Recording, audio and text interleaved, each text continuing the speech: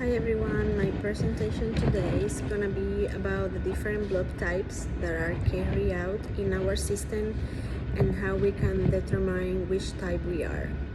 Also, I will be going into details about the transfusion process and how dangerous will be to be transfused with a mismatched blood type. The first point will be to identify the four types of blood, and they are AB, and O. They are determined based on the antigens present on the surface of the red blood cells. Antigens are like certain particles attached to the surface of the red blood cells that make our immune system react. If you are A blood type, you will have A antigens attached to it. The second important part determining your blood type will be determine your Rh factor. This can be also identified as a particle attached to your red blood cells that will identify your blood as positive or negative.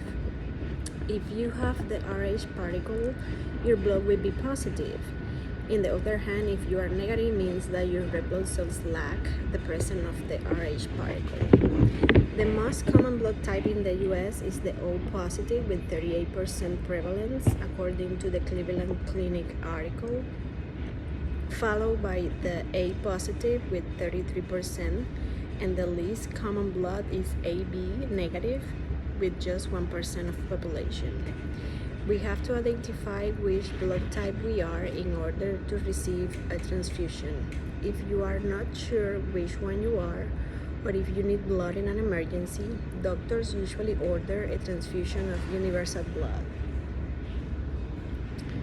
This blood is identified like that because it is mostly expected that nobody will have transfusion reaction when they receive it.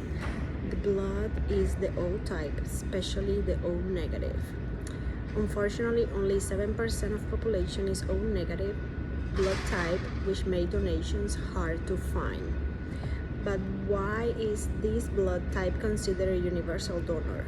The O denomination means 0 antigens.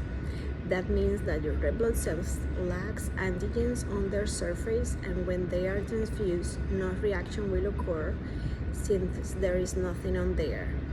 Even if the recipient has antigens in their own blood red blood cells, the donor O negative will have none, and expected reactions will be reduced to a minimum percentage. Blood type compatibility is crucial for determining which blood type a person can receive and not cause any harm damage. The following will represent possible combinations that will be safe to address. The A people can receive A and O. B can receive B and O. AB can receive A, B, and O. And the O people can only receive O. After this is easily noticed that as well as a universal donor, the O in this case, there is a universal recipient. This will be the AB blood type. They are identified as AB because they have A and B antigens on the red blood cells surface, making them so easily to find compatible blood for transfusion because they have all the possible antigens. So nothing new will be transfused and no reaction will be expected. After all the previous explanation, we have not touched yet a tiny but tremendously important aspect of transfusion, the Rh compatibility. This is a simple step since there are only two types, negative and positive, but just this simple step can also cause reactions and undesirable development of antibodies that will interfere on future transfusions. The rule is simple. If you are positive, you can have anything because you have already have the positive particle in your blood, but if you are negative, you can only receive negative blood. Transfusion of positive blood into a negative person will develop a D antibody. These blood types antibody are not the same as we usually mention when we get sick and help us to find infections. These are other different kinds of them, and they will not be harmful unless they get activated with a machine particle like the red blood cells antigen.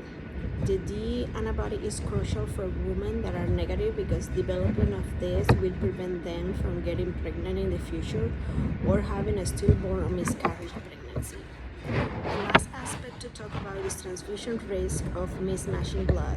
This is tremendously serious and life-threatening. Symptoms of reaction could range from fever, allergies, chills, etc., or could be serious as acute immune hemolytic reaction.